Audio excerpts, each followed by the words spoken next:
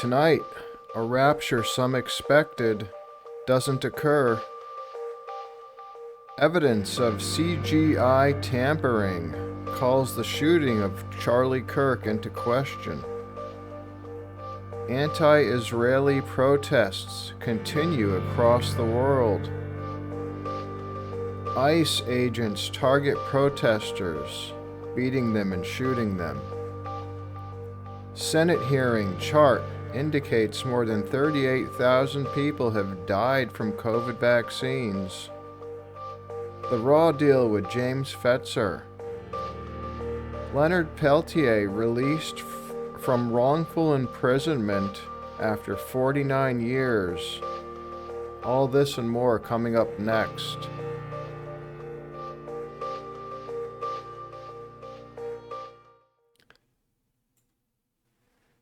Hi everyone, it's September 26th, 2025.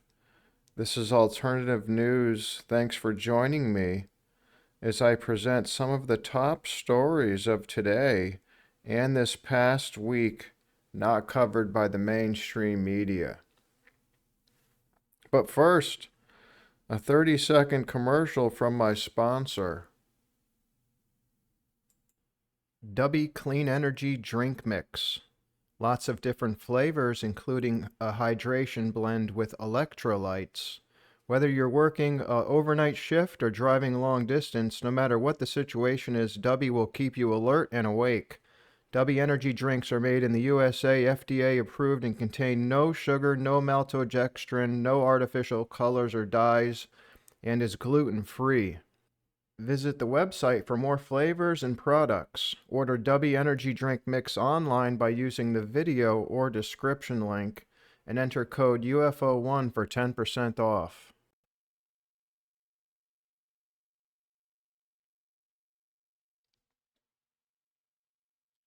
And many rapture predictions have been made over the years, and none have come to pass other than the original rapture that are already occurred in the Gospels. So people are predicting something that already happened. And the most recent rapture prediction related to the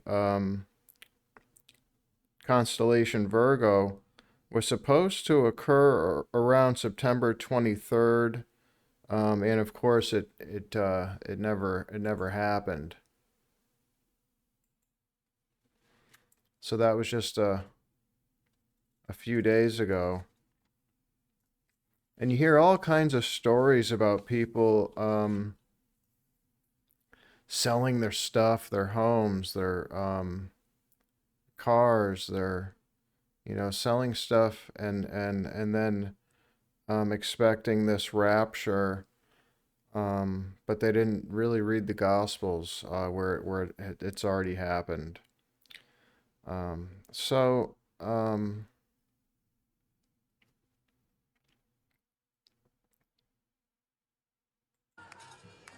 This morning in New York, thousands of protesters gathered at Times Square and then marched to the United Nations building to demand the arrest of Benjamin Netanyahu, Prime Minister of Israel, who is wanted by the International Criminal Court for war crimes and genocide. You can see included in the march were many Jews who condemn the ungodly, brutal dictator. They're wearing red shirts, bright red shirts. And of course, not everybody wearing a red shirt is part of the Jews protesting, but a lot of them are. They have on those red shirts. Of course, these people, they left their jobs, their families. They took time out of their lives to march this morning.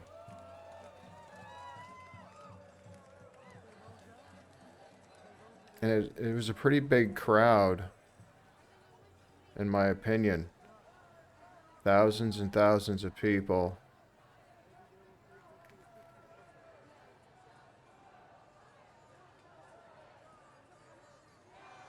You can see him holding up signs. Free Palestine. Stop starving Gaza.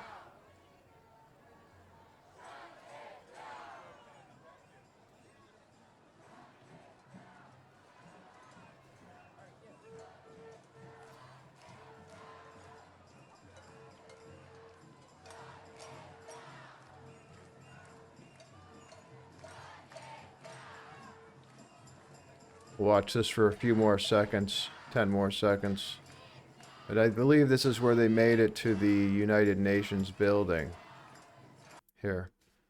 And they wanted to demand the arrest of Benjamin Netanyahu. Of course, Benjamin Netanyahu is already wanted by the International Criminal Court for crimes against humanity, including war crimes and genocide. Next, I'm going to show you guys these protests where ICE agents are now targeting protesters, beating them and shooting them, stuff like that. You can see this guy, you know, he gets shot. Look at him with the blue shirt on. He's going to take his shirt off in a minute. He's got that white. They're going to show how pelted up he is from these bullets. He got shot up. Look at how hurt. He's hurt. That's bad. He needs medical assistance from that. I mean, those welts are pretty serious. Now watch, they're going to beat this guy up. Watch this. They're going to beat him up. Now they're going to pop smoke so you can't see it on the camera. I've been watching what they've been doing, and that's one of their tactics, is they're going to pop smoke.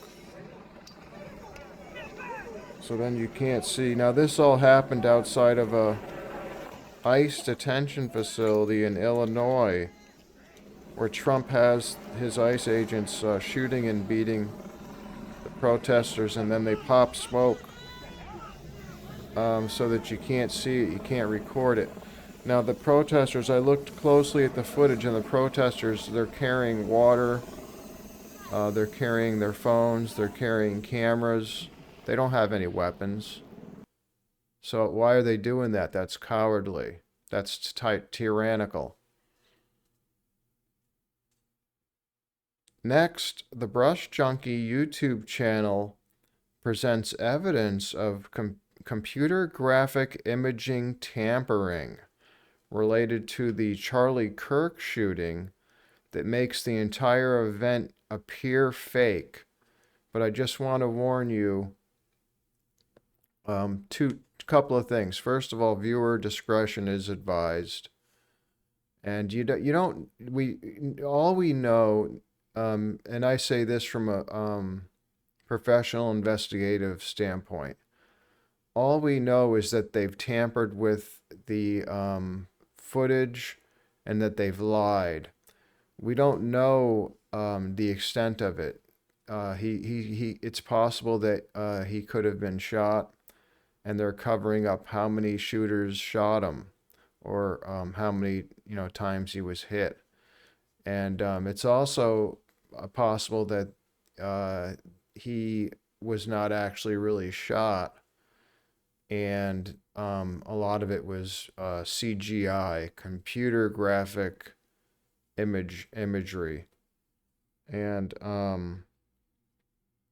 you just have to keep an open mind, but certainly don't believe what they say in the official narrative. They lied about what happened to Charlie Kirk.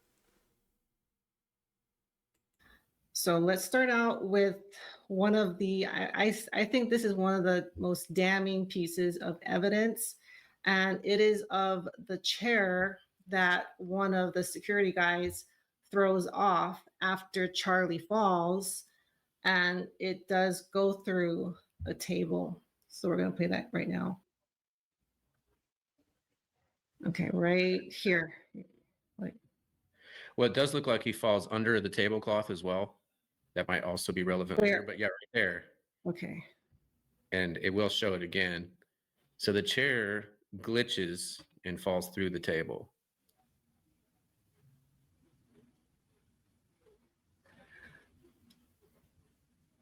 Yeah, that I don't think it's our eyes. Yeah, and I don't think this is digital compression being done by the device automatically, nor do I think it's automatic AI enhancement. This looks like it's intentionally been altered, perhaps to hide whatever's going on behind it. Mhm. Okay, and then do you want to play the next one of the? Absolutely. So Okay. then this is the front view. So this is the same thing seen from the front view. And we're going to see what I believe to be more realistic physics as far as the chair goes. And so he grabs the chair and he slides it to the side, and then it bounces off of the tall table and falls down. And I will repeat this again later. But here also, when they pick him up off the ground, it looks like his t-shirt is relatively clean, where we just saw the blood. Not just saw, but where the blood had been seen in other angles. So right there, the t-shirt looks quite clean. I don't know if that's a mic cord or whatever there, but then when you look at his right collar, you can see that the microphone almost still seems to be attached in one of the frames. Yeah, there. It almost looks like the microphone is still there. And the shirt is very clean.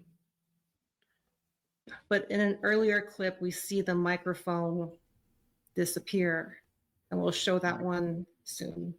Yes. So yeah, it looks like the microphone is still there, although in other clips, it looks like it flew off. And then I also did see what looked like white poster board behind the white thing in the front there. But yeah, here you can see it looks like maybe a cord, maybe that's a blood spurt.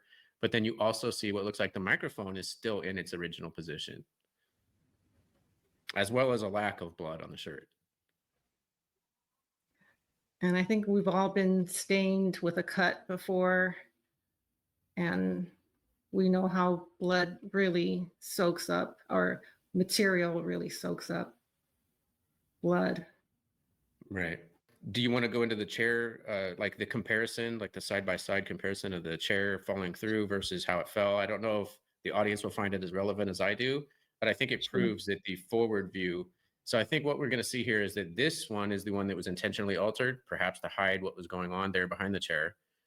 And you can see how it rotates. So he slides it, and then it rotates towards the camera, towards stage right, before it falls off onto the bottom of its legs and then falls backwards onto its back. And I don't think that's what actually happened. I do believe that the chair did not rotate and it fell onto its left side, as we will see here. So the chair bounces between the table and the platform before falling straight over to its left side. There is no rotation here seen to stage right. So, to our left or to the stage's right. You don't see the chair actually rotate before falling. I believe this to be the actual physics. And I think this is more of an unaltered video than the other angle. So I believe that this one is perhaps real and the other one is obviously fake. Okay. And then do we want to show the table, the still of the table, and then? Sure. Okay, so here you can see the corner of the table. Looks like there might be like a tiny bit of red fluid. Like, who knows? It almost looks like someone might have been drinking wine without a coaster. There's very little blood there. And when you look down on the grass next to the chair, there is virtually zero blood at all. Yes, you can see a little bit more clearly here. There's almost no blood there at all. And to me, that is actually suspicious for the type of wound he received. Now, you do see some blood on this, looks like audio equipment case, but it's very little compared to what you would expect. I myself actually have bled out more than that in a car crash. And I have also cleaned up after a fatal gunshot wound. And there was, I would say, 100 times more blood from the gunshot wound that I cleaned up than what we see there. And I will also say that, the blood that I lost in the car crash is still 10 times more than what we see there. Yeah, it's just unusual how, for what we saw come out, very little is left. Okay. Do we want to show the AI artifact of him, or? I believe we could, because there are several anomalies we could point out with this video that I believe are either AI enhanced or completely faked altogether somehow. All right, and this one is going to be a little gory, so fast forward a minute if you don't If you're want to see it. sensitive, then skip this. I think everyone has seen it. We couldn't you couldn't help but see it because it got pushed out to everyone. So. All right. So one of the anomalies that we see here would be his lapel mic. Looks like it travels up into his neck. I don't know if this has been part of the alteration that's been done, but this video has absolutely been altered. You can see the F disappears and it says redum.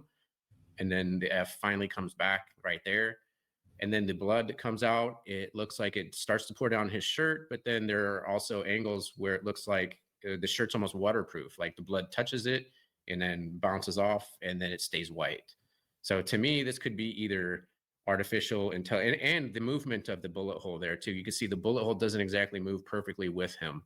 It looks like it moves slightly more to the front, which is either a projection or AI enhancement of some sort. And to me, it just looks fake.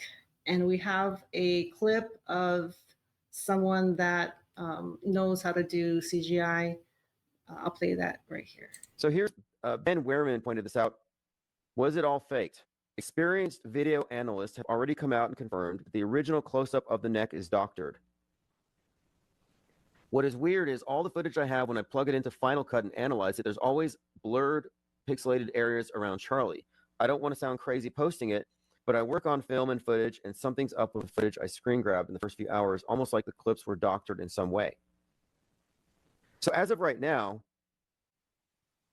and this is a great video, full breakdown, and we'll go through many of these clips, it seems that the most likely is the squib. However, there does seem to be indications in some places that appears to be CGI overlays, augmented reality, which is plausible, but not necessary. It doesn't necessarily have to include those elements, but there does seem to be indications of that, which we are looking at. And I totally believe there is something not right about that portion of the videos. Okay, and then do we want to show this a left side view or? Yes, so there are differences between the front view that we had shown just a minute ago and this left side view. So in the front view, it looks like it came from high up on his neck, but in the left side view, Charlie's left, it looks like it comes out of his collar, much lower down. And so that's another discrepancy between the front view and the left view. Now, this one is not nearly as high quality, but this could be perhaps a more realistic view of what might be a blood bag, or it's just that both of them have been, enhanced or doctored in such a way as to be different from each other. So I don't know if they were trying to make them look as alike as possible, or if they made them look different intentionally. But it does look like in that left side view, it comes out of the collar instead of higher up. It seems like people saw different things. I maybe differ in Shane's opinion of why that is.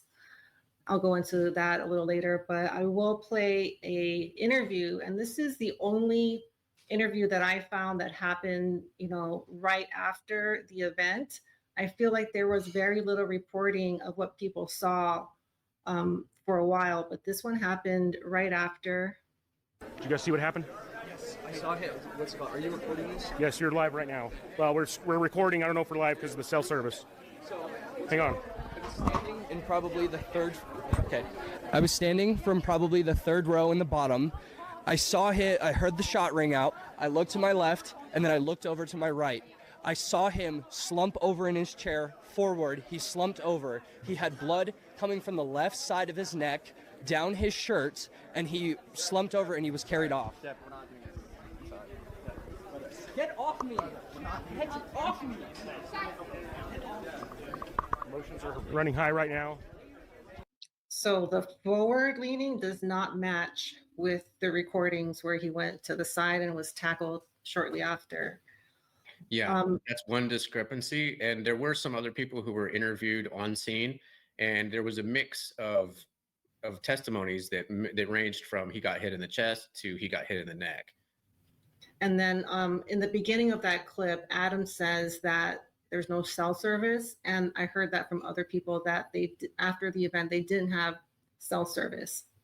So it's very unusual that everyone's cell service would be interrupted.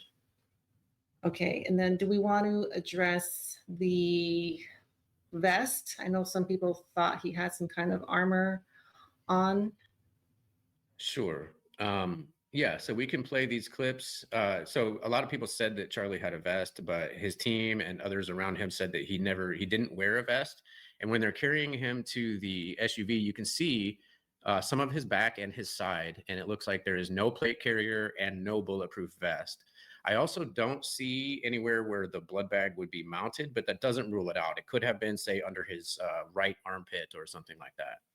So yeah, here's another angle where you can see that there is no plate carrier and no bulletproof vest, at least. And there's no blood trail as well. So, you know, you would expect there to be at least drips of blood, if not a completely linear trail of blood pouring out. So like I said, I have some experience with, you know, like my own car accident, and I had cleaned up after a fatal gunshot wound.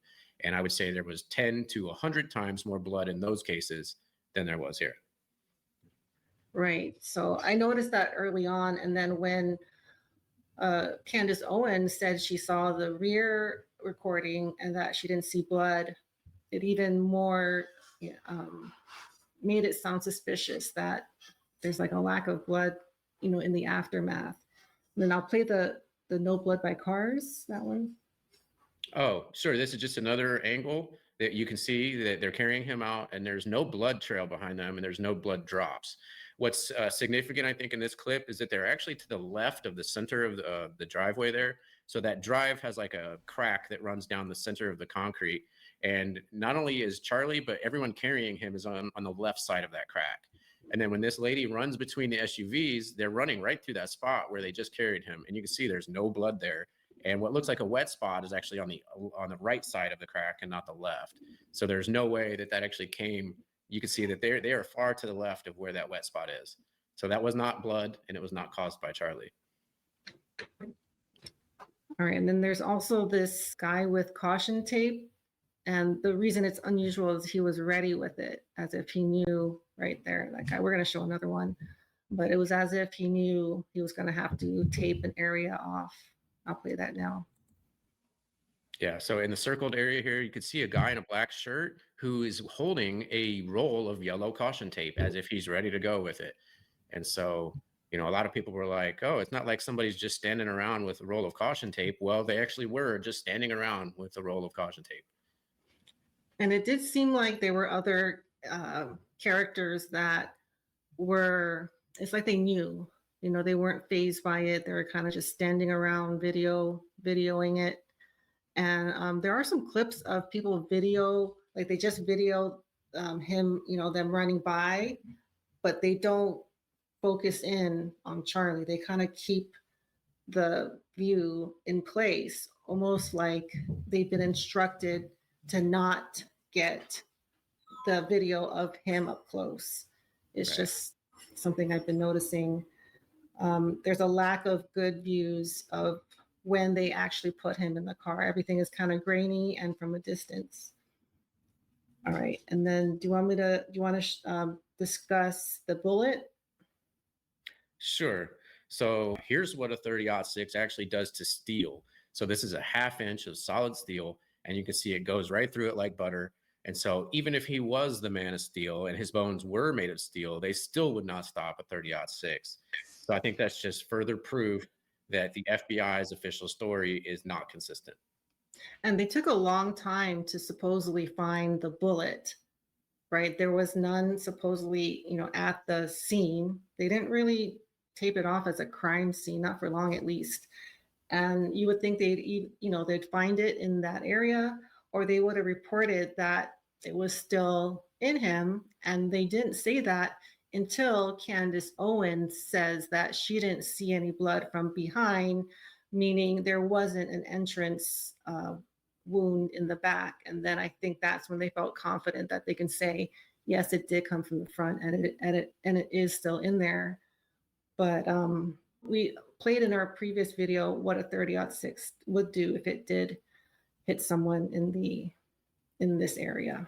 Right. Okay. And then you want to discuss a little about Trump's hands in a recent video?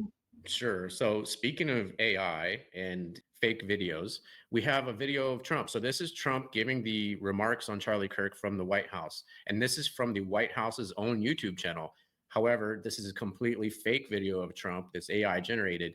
And you can tell because his fingers actually switch places at about 19 seconds in. And this all happens in a matter of 3 frames. So in the first one, okay, so this is the first frame. And then in the very second frame, you can see his pinky finger disappears and becomes switches to the place where the ring finger was, and it becomes the new pinky finger. And then here's the last frame. So the pinky finger disappears and all the fingers switch places.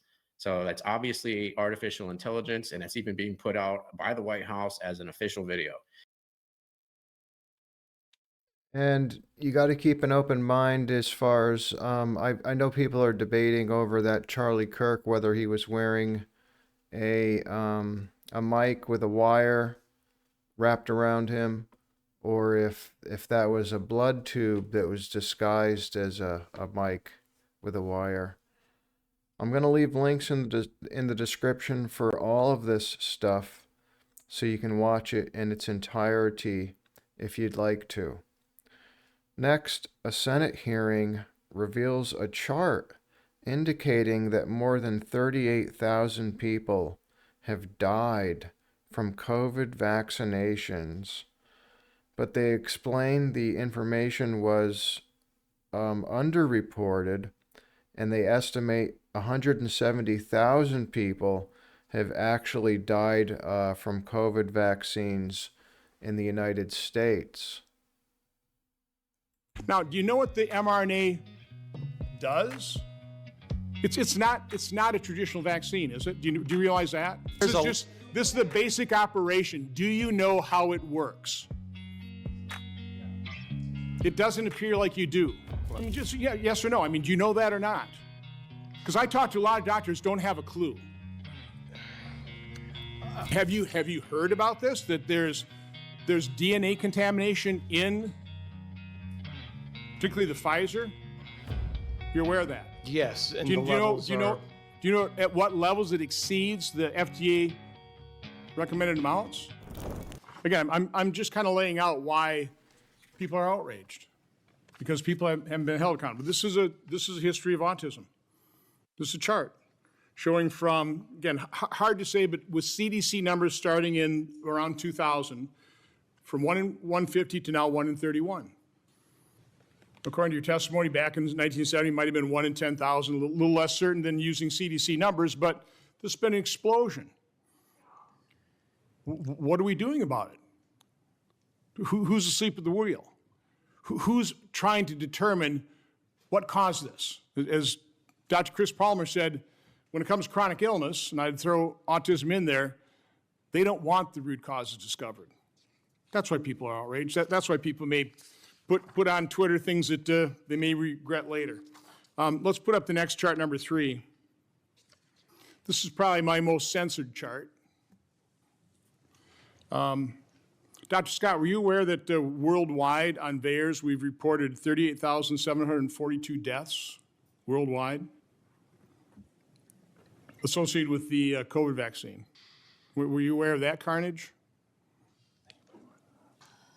I'm not aware of that figure in particular, no. In America, I believe the number 19,000, correct?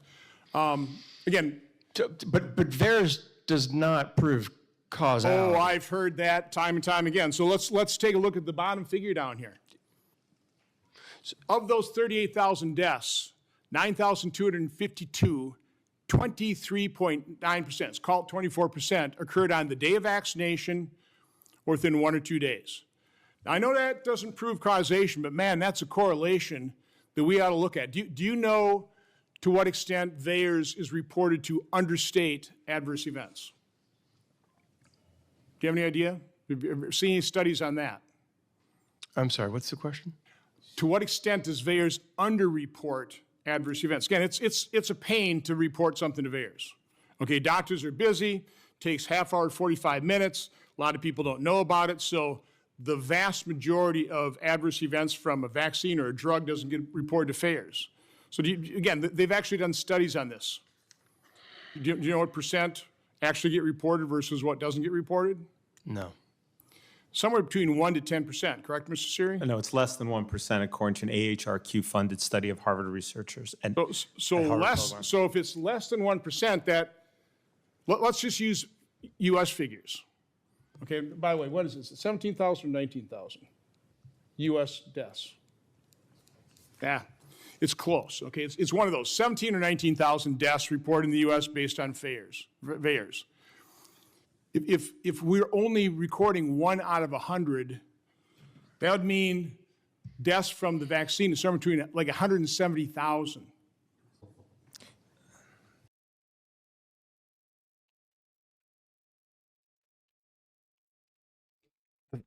Next, the first 7 minutes of the Raw Deal with Professor James Fetzer, recorded live earlier today, featuring Colonel Lawrence Wilkerson on Judge Napolitano. And the colonel says the U.S. military arsenal is running very, very low from supporting Israel, Ukraine, and warmongering. We begin with what perhaps everyone knows, but few are willing to say out loud. Colonel Lawrence Wilkerson, Netanyahu controls Trump. Let's see what the colonel has to say here. 20 years until retirement. At this rate, it's probably going to be more like. And of course, way too long. stand by. Here we are with Judge Napolitano. Before we get to the relationship between Netanyahu and Trump, Chris, if you could put up that full screen of his Truth Social. How do you read what he said and posted recently, which is being interpreted either as a joke or as a profound U-turn in his thinking? I think Ukraine, with the support of the European Union, is in a position to fight and win all of Ukraine back in its original form. With time, patience, and the financial support of Europe, and in particular NATO, the original borders from where this war started is very much an option. Why not? I mean, is this even conceivable that Ukraine could win back Crimea and Donbass? No, it's not. And rather than putting a negative spin on it, I'm going to give the man a little credit here. And I'm going to put a positive spin on it. And you can judge whether it's positive or not, but it's not negative in the sense you were suggesting. And that is that he and Putin actually did accomplish something at the Alaska summit. And one of the things they accomplished was Putin was told by Trump what Trump was going to do, and really advised not to pay a whole lot of attention to him because fundamentally it would lay out the path he was going to take. What is that path? That path is over to you, Europe, it's yours. Now, Putin knows, and Trump probably confided some of this to him, that there's no way that the United States is going to provide major armaments to Ukraine, even through NATO, even though he may say so. Judge, we can't even fulfill our contracts with Taiwan right now, arguably a much more serious situation with regard to their self-defense. It'll be 4 to 6 years before they get some of the very critical things we told them we'd give them. We have given so much to Ukraine and to Israel, the latter in spades, that we are out in many respects. The neocons are rejoicing in this. That's another reason he might have done it. I mean, the word is that Sebastian Gorka whispered this into his ear, and this is the last thing he heard before he said it. That's always a possibility with Trump, but I'm trying to put a positive spin on it. I'm trying to give him some ability to think strategically. I know it's really hard, but I'm trying. Is Russia a paper tiger, as he has claimed, as he said in the presence of President Macron?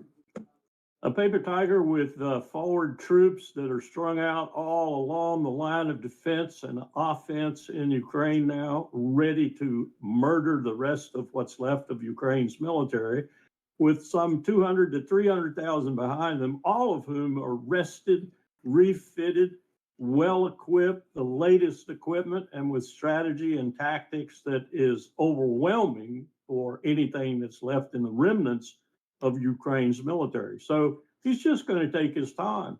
He's going to take his time, and he'll probably peel off at some point onto the flank and go down and take Odessa, have his military very content with the fact he now has all the ports on the Black Sea's northern rim, come back into the Black Sea, America, with peril at your beck and call.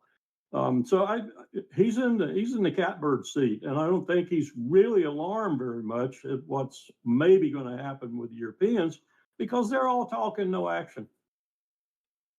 Chris, cut number 22. What's this, Colonel? It's been a terrible war, should have ended, and Russia should have stopped it. But they've been 3.5 years and they've gotten not so far.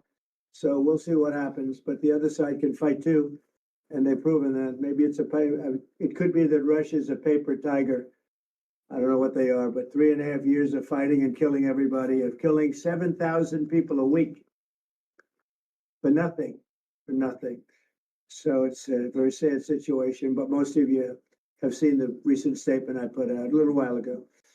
And I'm glad you got it. But I feel that way. I really do feel that way. Let them get their land back. Yep. So we'll see how it all works out. If they're a paper tiger, how are they killing 7,000 people a week? That's a pretty potent tiger. The Kremlin doesn't seem to be taking this seriously. They seem to be taking the Lawrence Wilkerson approach. They're not revealing if Trump mentioned to Putin that he was going to say or do this, but they don't seem to be alarmed by it. That's at least what they're putting out in public and what my friends in Moscow are telling me. I think Trump is very frightened. And I think much of what he's going to be doing over the next 6 months or so is going to reflect that fear. I think the assassination, murder, however you want to call it, of Charlie Kirk put the fear of God in him. I think the attempts on his life put the fear of God in him. And I think he knows there are powers arrayed out there, not least of whom are some of the more virulent neoconservatives like Lindsey Graham.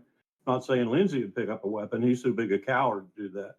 But I am saying they would spark people to do it. And we seem to be, with Bibi leading the fray here, on an assassination binge in the world today. Before we get to Bibi, here is your favorite senator from South Carolina, cut number 28. Trump 2028. I hope this never ends. When he asks, what should you do if a Russian jet flies into your country? Shoot it down. He's tried to go out of his way to get Putin to the table. We don't want to humiliate Russia. We just want to end the war. And to our friends in Russia, here's what Trump did today. He told NATO, I'll sell you all the weapons you want.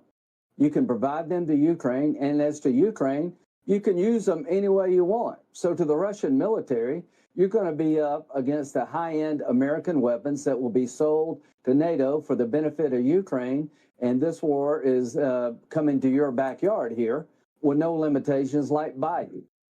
I had a broken windshield and I had to file a claim for that. The good news is I had glass coverage on my... How sick is this? Well, you see what this war is coming to your backyard, Mr. Putin. You can see what he's done. He's essentially satiated Lindsey Graham. It doesn't take much to do that. He's such an idiot. And he's not cost himself anything. Now, there's nothing coming to NATO, Judge, of consequence for 4 to 6 years. We do not have it to give it to them. We do not have it to give it to Taiwan. We are running out of giving it to Israel. If Israel goes against Iran, we're going to see just how badly we have run out. And my final story of the week. Leonard Peltier was finally released, after 49 years and 2 months of wrongful imprisonment. Amy Goodman was able to sit down with Leonard and have an interview with him.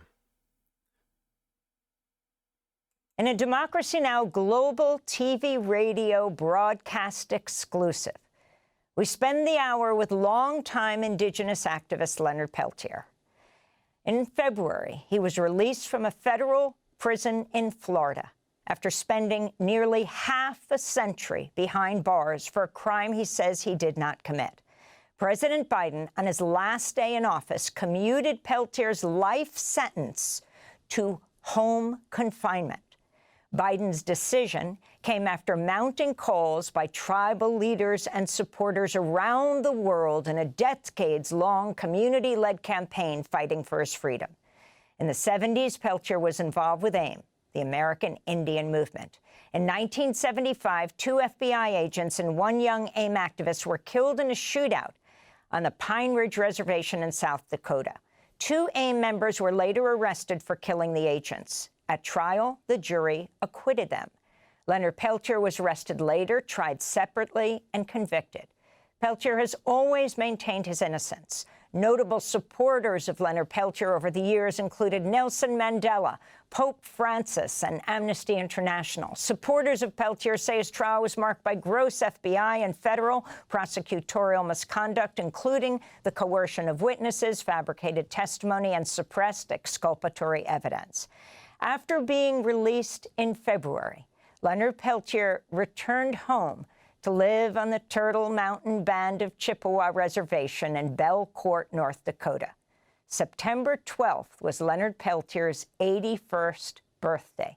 People gathered throughout the day visiting him to celebrate this first birthday in almost a half a century where he was home.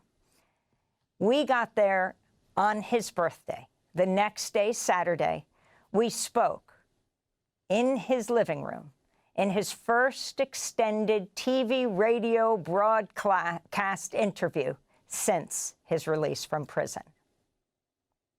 Hi, I'm Amy Goodman, host of Democracy Now!, in the home of Leonard Peltier, just recently freed from prison after 49 years. Plus 2 months. Plus 2 months. I have spoken to you so many times, Leonard, in prison, in various prisons, several of them supermax prisons. It is quite astonishing to be here with you in person. Tell us where we are. Where are we sitting? We're sitting in my home that was given to me by my supporters. This was not given to me by the tribe, or the government had nothing to do with it. I was released by Biden under commutation of my sentence and home confinement. Actually, what happened was I was taken out of one prison cell and really put into another type of prison. But this is my home now. This is my home. So. It's a million times better. Wait, what do you mean when you say you were taken out of your prison cell after more than 49 years, and you're saying that you're not completely free? No, no. I'm on very restrictive restrictions. Even to go to the post office, I got to call I call her my handler. I have to call her to go to the post office.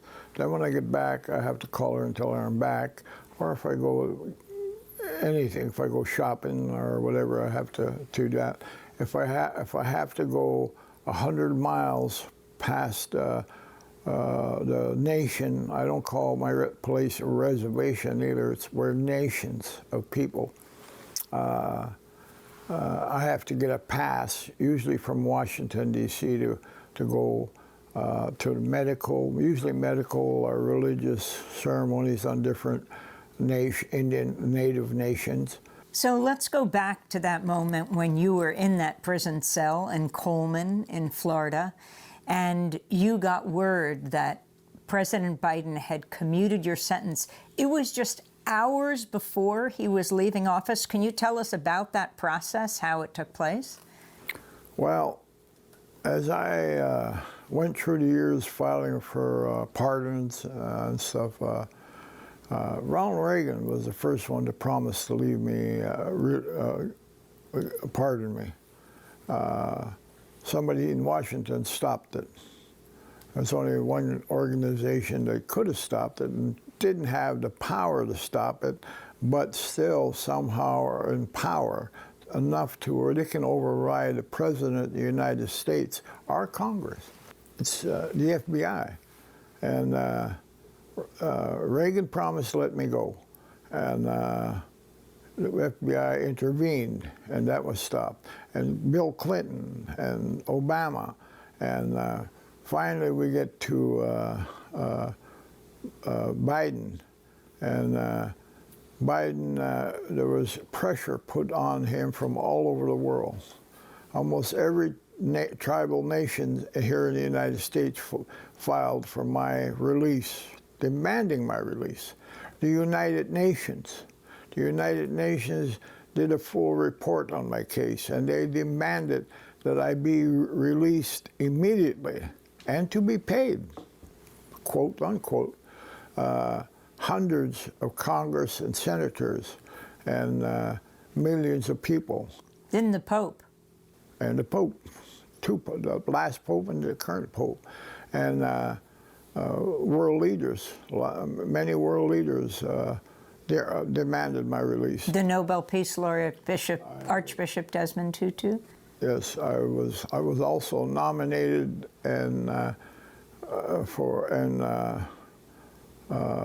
nominated 4 times because of my work from prisons for a Nobel Prize. And the board and everything granted it, but somebody intervened again. So 4 times I lost that. I think somebody was pushing Biden to stop any possibility of signing a pardon. So he didn't sign it until the last moment. And actually, a day and a half before he actually signed it and his term was completed, I just took that position that, nah, he's not going to do this. And I just kind of laid back in my cell and I thought to myself, well, I guess I die here. And this is the only ultimate sacrifice I can make, and I have to accept it. I have no other choice. And as I laid there and thinking about it, other people came by, even guards, would tell me, don't give up, Leonard, don't give up. And other prisoners, and some of them prisoners were telling me that, Leonard, he's got to know that if he doesn't sign this is political suicide for the Democratic Party, because there's millions of people that are going to break away from this. What was it like to leave Coleman? Wow, imagine living in a cubicle larger than some people's closets for all those years, and they finally are able to walk out of there. I mean, it was just, for me, it was unbelievable that this was actually happening to me. But, I mean, the feeling of, wow, I can go, wow, I'll be home, I won't be able to, I won't have to go to bed in this cold cell with one blanket, and I won't have to smell my sully going to the bathroom. I won't have to eat cold meals. Is this really over for me? Is this really going to be over for me? And it was disbelief. A lot of it was disbelief, really. And now we're sitting here in your living room, surrounded by the paintings you did in prison. Yes. You are an artist extraordinaire, maybe about to have a gallery showing in New York. Through the years, you sold your paintings. Talk about painting in prison and how you came to be a painter. Well, see, a lot of people think we were allowed to paint ourselves and stuff. We were not. We were not allowed. They had an art room, hobbycraft area, and one of the hobbycrafts was painting. So you have to sign up for that. A lot of people think that all the art supplies was given to you by the prison, the hobbycrafter. That's not true either. We had to buy our own. And I went and signed up immediately to go into the art hobbycraft, and I used to go there every day, and that's what I did. I painted and painted and painted until I was able to create my own style and everything. Yeah. Can you see your paintings now? No, 2 months ago, I think now, I lost 80% of my vision. And I'm in the process of hopefully get my eyesight treated and returned.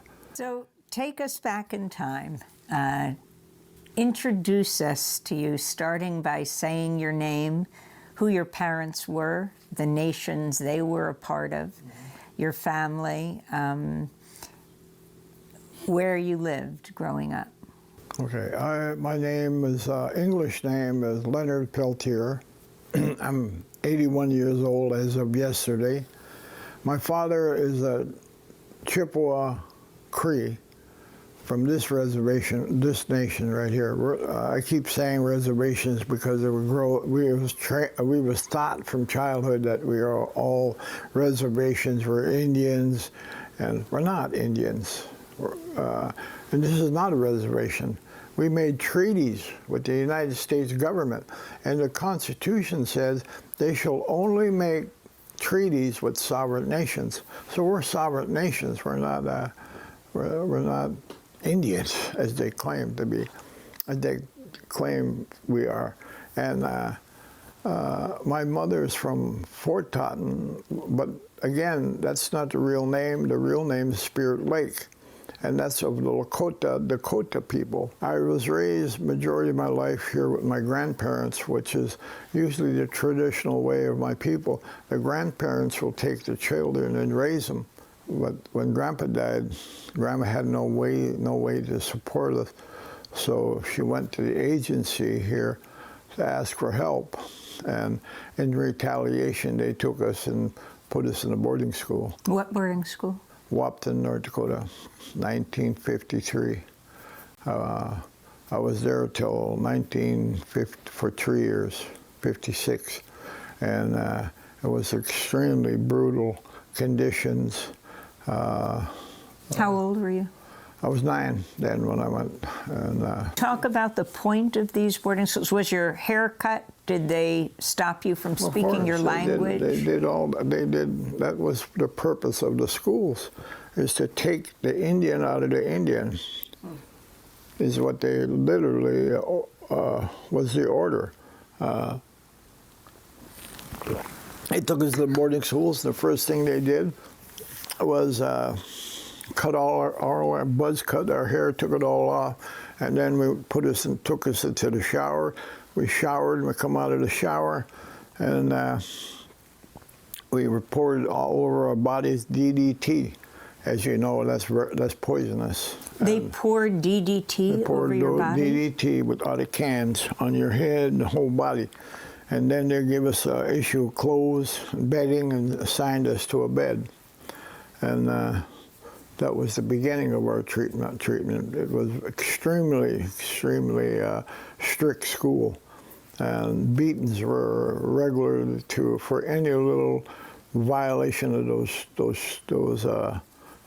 rules. You consider these boarding schools your first imprisonment? Yes, it was. I found the rules more restrictive than when I ended up in prison. So you go to this residential school with your cousin and sister for 3 years.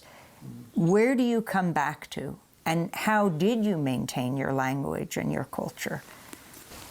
Well, I came back here to live with my father, and they were still living in log cabins, no electricity, no running water. We had to haul water, we had to haul wood, and we only had $55 to live on, which was my father's World War II military benefits. And that's what we had to live on. And we were facing the time of termination. The United States government wrote a bill passed by Congress, signed by the President, of termination. In 1956, was supposed to be completed by 1985. And the first one to be terminated was the Menominee Indians of Wisconsin. They had millions of prime land, timber, and lakes to make hunting lodges and other things out there. It was beautiful, which they did today. They got it, all those things out there today. But they came and took all that land from them. Then they come here in 1958. Was it 58? Yeah, 58. I was 13 years old then. And they came and told us, we have been terminated and we have to accept it. We were supposed to be the second reservation to be terminated. The Turtle Mountain Band of Chippewa Cree. Turtle Mountain Band of Chippewa Cree, yes. And my father and all of them and their generation, a lot of people left on relocation. They said, it's hopeless. We can't fight these people. They're too powerful. They're just too powerful. It's, you know, maybe life will be better over there and stuff like this on this relocation. So they picked this city to go to. A lot of them went to Washington State in Oregon. And it was a small group of us stayed here and said, no, we're not leaving. So my dad and his generation said, well, what do you mean been terminated? You can't come here and tell us that we got to leave and you're going to just terminate us as a race of people and tell us that we no longer exist? Go f yourself. Come on, let's fight it out. And literally, I was proud of them. I was 13 years old. They stopped all provisions. One little girl died over here from malnutrition, and that's what really got everybody angry. So they thought they would starve you out. Yeah, they were making conditions so hard that we were accepting termination. We were leaving. A lot of people took it, well, at least my kids won't starve to death. And the BIA reversed its decision? They reversed their decision and gave us $50 vouchers? Vouchers to go buy groceries here in Raleigh. Everybody got, the whole reservation got $50. And they didn't disband the No, they got the hell out of it because we told them we're going to fight them. So this was really the beginning of the Red Power movement and the founding of AIM, Well, right? I guess so, in so many ways. The American Indian movement, which you want to rename the American. But they were doing that for, I mean, my people have been fighting back for 500 years, Amy. But the modern day. Yeah, the modern day stuff. But no, we went to war with them. We went to all kinds of different levels of resistance. Resistance, you know. So talk about the founding of AIM, the American Indian Movement, which you today would like to rename the American Indigenous Well, I was Movement. involved in a number of different organizations before I joined AIM. And one of the biggest ones that I helped organize the United Tribes of All Indians in Washington State, and we took over Fort Lawton. Good night, everyone.